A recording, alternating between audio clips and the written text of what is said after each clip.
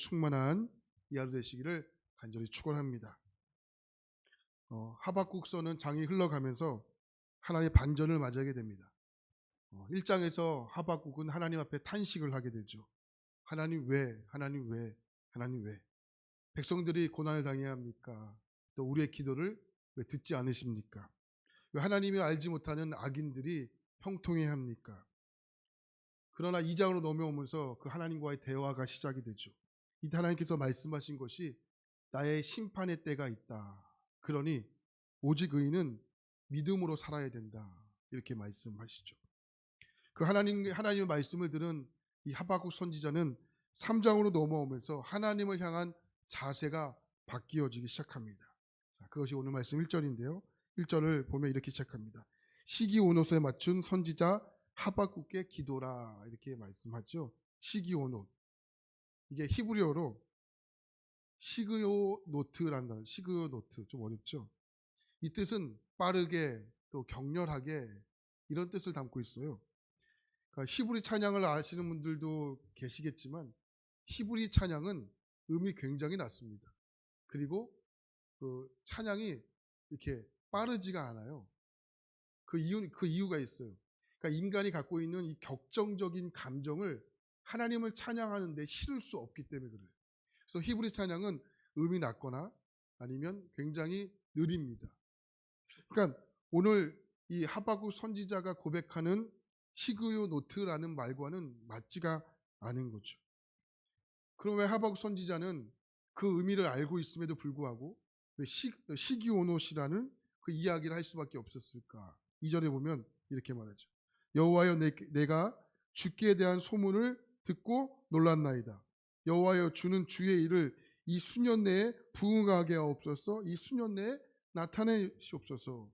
그러니까 하나님이 하시는 일을 보는 순간 그러니까 하박국 선지자가 그동안 갖고 있었던 이 시선이 완전히 바뀌어지게 된 겁니다. 그러나 여기서 한 가지 하박국의 영적인 시각이 바뀌었지만 그렇다고 주변의 환경들이 바뀐 것은 아니었어요.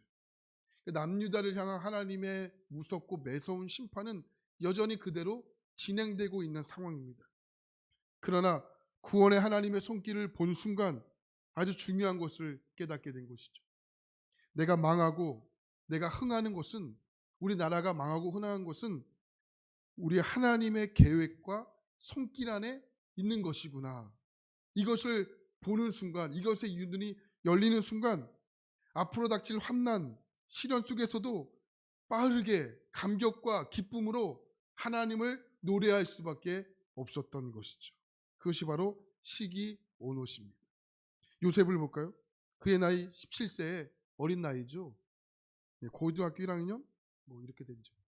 형들에게 속임을 당해 노예로 애굽으로 팔려가는 신세가 되지 않았습니까? 그동안 아버지의 사랑을 듬뿍 받았어요. 채색 옷을 입었죠. 네. 형들에게 팔리게 되었을 때 그 심정이 여러분 오죽했겠습니까? 근데 성경은 이 부분을 설명하면서 이해가 되지 않는 말씀을 해요. 창세기 39장 2절에 보면 여호와께서 요셉과 함께 하심으로 그가 형통한 자가 됐다 이렇게 말해요. 이게 무슨 말이죠? 형통. 여러분 형통이라는 단어가 쓸 때가 따로 있죠. 그럼 하나님이 요셉과 함께 하셨기 때문에 요셉이 노예로 팔렸다는 것입니까? 그러니까 형통이라고 표현할 때는 오히려 반대가 되는 것이 맞죠. 요셉이 하나님과 함께 하심으로 그것을 막아주셨고 하나님께서 돌아오게 하셨다. 이게 맞는 표현이죠. 형통이라는 단어를 쓸 때가 따로 있죠. 근데 성경은 분명하게 써요. 형통했다라고 표현합니다. 자, 그 누명을 쓰고 옥에 갇히게 되죠. 근데 이상해요. 하나님은 그때의 상황을 또 이야기해요. 39장 23절. 이는 여호와께서 요셉과 함께 하심이라 여호와께서 그를 범사에 형통하게 하셨더라. 하나님은 또 형통이라는 표현을 써요. 이쯤 되면 이 속에는 분명 하나님이 숨어있는 의도가 있겠구나. 그러니까 내가 이해 안 되는 것은 중요하지 않고 하나님이 형통이라는 단어를 썼기 때문에 여기는 하나님의 분명한 뜻이 있겠다. 그러니까 요셉에게 일어나는 외적인 상황은 너무도 이해되지 않을 정도로 변했어요. 그러나 본질적인 상황은 어떻습니까? 바뀐 것이 없습니다. 왜죠? 요셉은 하나님의 계획 안에 있기 때문에 그래요. 하나님의 인도하심 안에 있기 때문에 그렇습니다. 아, 그렇구나. 하나님이 말씀하시는 형통은 외적으로 있는 것이 아니구나. 외적인 변화를 이야기하는 것이 아니구나. 하나님의 계획 안에 있는 것이 형통이구나. 할렐루야. 그러니까 나라 안팎의 외적인 상황은 변한 것이 없습니다. 하나님의 말씀이 이 면도칼로 찢겨 화롯불에 던져지는 이런, 오늘 말씀에도 하박국 1장에도 말씀하고 있지만 강포와 같은 시대예요. 패역한 시대입니다. 하나님에 대한 멸시와 모독이 가득했던 시대입니다. 바벨론의 은혜, 남유다의 멸망이 이미 정해져 있는 시대입니다. 성경은 그와 같은 상황을 강포 같다라고 표현합니다. 근데 그때 하박국 선지자가 무엇을 본 것입니까? 하나님의 일하심을 본 거예요. 하나님의 일하심을 보는 순간 그가 가지고 있었던 영적인 이런 감각들이 살아나기 시작을 하는 거예요. 시기온옷. 아, 그렇구나. 나의 외적인 상황은 많이 변하고 있었지만 하나님의 계획은 변하지 않구나. 그럼에도 불구하고 내가 하나님 앞에 찬양할 수 있는 것은 감격의 노래다. 감격의 찬양이다. 기쁨의 노래다. 그래서 여러분, 그의 태도가 바뀐 것이에요. 상황이 바뀐 게 아니에요. 그의 태도가 바뀐 것이죠.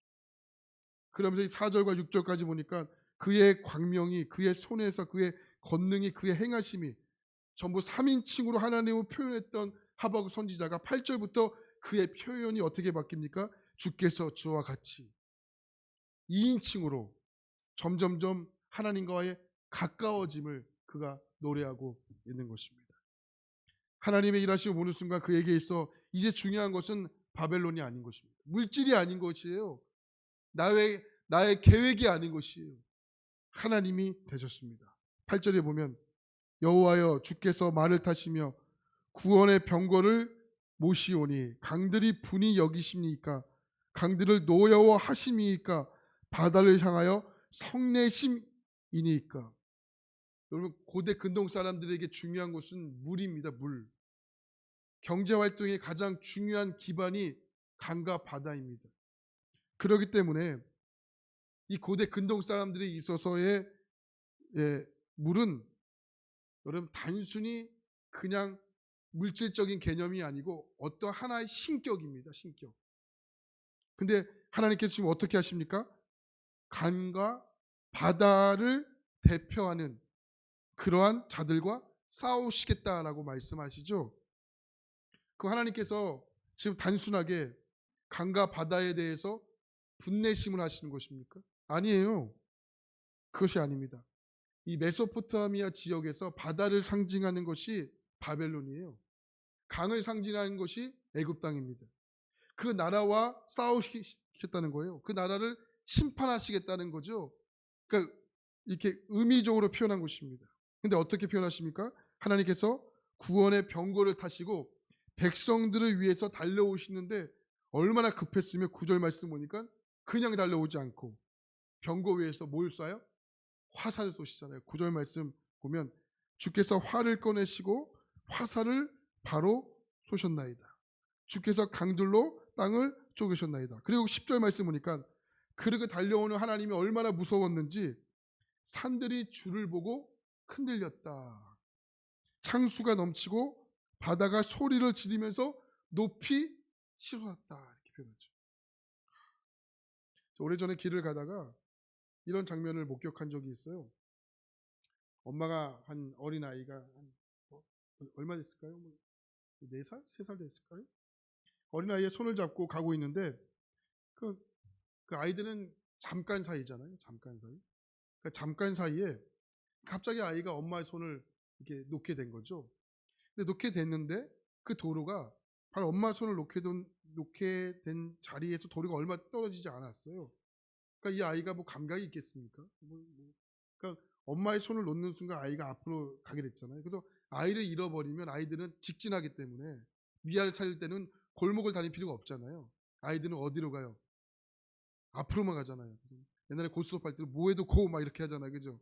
그러니까 아이들은 무조건 앞으로 가요. 뭐 옆으로 가던가 뒤로 가던가 골목을 가던가 그런 게 없어요. 그러니까 아이들을 잃어버릴 경우는 큰 길을 따라 앞으로 가시면 돼요. 그럼 아이를 찾을 수 있어요. 그러니까 이 아이도 그러니까 엄마의 손을 놓는 순간 앞으로 간 거예요. 그 앞에 큰 도로잖아요.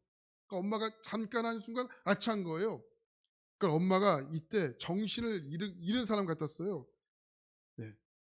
고민하지 않고 차도를 향해 돌진해요. 하나도 고민하는 모습이 없어요. 다행히도 신호 대기 있는 그 시간이라서 차가 멈춰 있는 바람에 아이가 무사했던 상황이에요. 근데 놀라운 것은 뭐 아이의 행동도 놀랍지만 엄마가 순간적인 판단이 놀라운 거죠. 엄마의 눈에는 앞뒤를 따져볼 틈도 여유도 여러분 차도 중요하지 않았어요.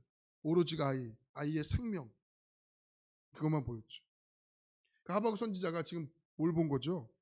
말과 병거를 타시는 하나님, 그를 위해서 활을 쏘시는 하나님, 그 하나님의 현존하심으로 땅과 바다가 흔들리는 그 광경, 솔 높게 들게 만드시는 하나님의 위엄, 하박국 선지자가 그것을 본 겁니다. 그러니 어찌 찬양하지 않을 수 있겠습니까? 어찌 하나님을 노래하지 않을 수 있겠습니까? 그것이 바로 우리가 아는 16절과 18절의 그 유명한 말씀인 거예요. 자, 16절 보니까 내가 들었으므로 내 창자가 흔들렸고 그 목소리로 말미암아 내 입술이 떨렸도다. 무리가 우리를 치러 올라오는 환난 날을 내가 기다림으로 썩이는 것이 내 뼈에 들어왔으므로 내 몸은 내 처소에 떨리는도다. 그리고 우리가 아는 그 유명한 말씀이 나오는 거예요. 무화과 나무에 과일이 없고 포도나무에 열매가 없을지라도 무엇이 없고 나는 여호와로 말미암아 즐거워한다. 이렇게 말하죠. 여러분, 고대 사람들은 인간의 감정이요 신체 속에 있다고 믿었어요. 신체 가운데 가장 깊숙한 신체는 창자라고 믿었습니다. 그러니까 감정이 머무는 자리가 어디예요? 창자죠, 창자. 근데 지금 내 창자가 흔들렸다는 것은 뭡니까? 하나님의 압도적인 위엄 앞에 내 존재의 토대가 흔들렸다는 거예요. 그러면서 하박국 선지자가 지금 주어진 상황을 한탄하는 것이 아니라 그 속에서 하나님을 노래하고 있는 거죠. 그것이 바로 17절입니다. 이스라엘 백성들은 그 축복의 상징을 대표하는 나무가 세 가지가 있었어요. 하나는 무화과 나무, 포도나무, 감람나무. 이 세 나무의 열매가 없다는 것은 그것이 뭡니까? 땅이 황폐해졌다는 거잖아요. 그리고 우리의 양이 없고 외양간에 소가 없다는 것은 이스라엘 백성들이 유목 생활을 하잖아요. 유목 생활이 없다는 것은 뭐예요? 그들이 더 이상 먹을 것이 없다는 것을 의미하지 않습니까? 그러니까 평화로운 삶의 조건이 지금 하나도 없는 거죠. 근데 이때 6가지 상황이 없음에도 불구하고 18절에 보니까 뭐라고 이야기합니까? 나는 여호와로 말미암아 즐거워하며 네, 나의 구원의 하나님으로 말미암아 기뻐한다. 이렇게 말하죠. 그러니까 탄식이 기쁨으로 바뀐 것이 아시잖아요. 하박국 선지자의 상황이 바뀐 게 아니잖아요. 그러니까 그리스도인들에게 기쁨은요 외적인 조건에서 오는 것이 아닌 거예요. 자꾸 우리는 외적인 조건이 바뀌면 내가 바뀐다고 하지만 아니죠. 내가 바뀌면 외적인 조건이 바뀌는 거예요.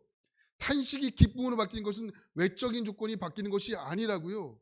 내가 바뀌면 내가 하나님으로 말미암아 바뀌게 되면 그것이 기쁨으로 바뀌게 되는 거죠. 할렐루야.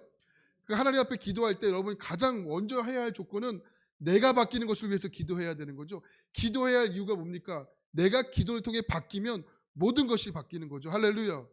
그것을 위해서 기도하는 거죠. 하나님 그 기도를 안 들어줄 수가 없는 거예요. 들어주기로 작정하신다니까요. 구하라. 그러면 어떻게 해요? 주실 것이요. 여러분 하나님 약속을 의심하십니까? 구하면 주시는 거예요. 근데 뭘 구해요? 내가 받기를 구하면 이거는 응답이 이미 들어준 거라고. 할렐루야. 하박국 선지자가 붙잡은 것은 그래서 하나님 거예요. 결국 하나님만 남았어요. 우리가 누구입니까? 하나님으로 인해 버티고 살아가는 존재죠. 지금 우리는 이 세상에서 바로 이것을 배우고 지나가는 중이라는 거죠. 평생을 방송국 피드로 일해 오신 장로님께서 자신이 크나큰 암에 걸렸다는 소식을 듣게 돼요. 많은 사람들이 장로님을 위로하기 위해 병문안에 찾아가고 중보 기도도 해 주었습니다. 근데 이렇게 물었어요. 장로님 괜찮으세요? 장로님 괜찮으세요? 그때마다 그럼요 괜찮아요. 근데 이렇게 오시는 분들에게 이렇게 대답을 해주는 거예요. 그럼요 괜찮지요. 지금 저는 숙제를 하고 있는 중이에요. 아니 도대체 무슨 숙제를 하고 있는 중입니까? 하나님의 자녀가 암에 걸렸을 때 어떻게 살아가야 하는지 나의 삶으로 지금 답하고 있는 중입니다. 아,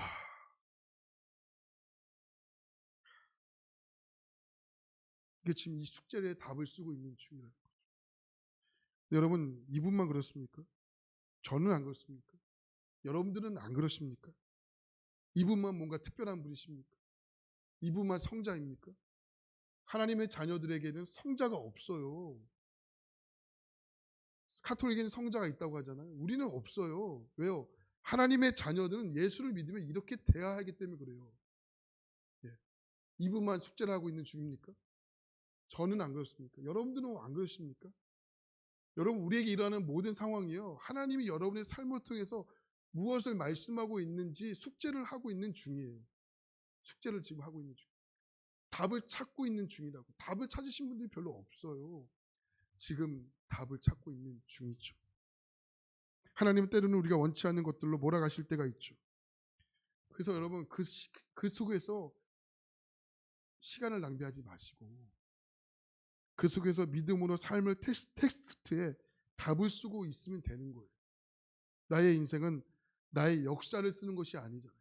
나의 인생은 나와 함께 하시는 하나님의 역사를 써가는 중이잖아요.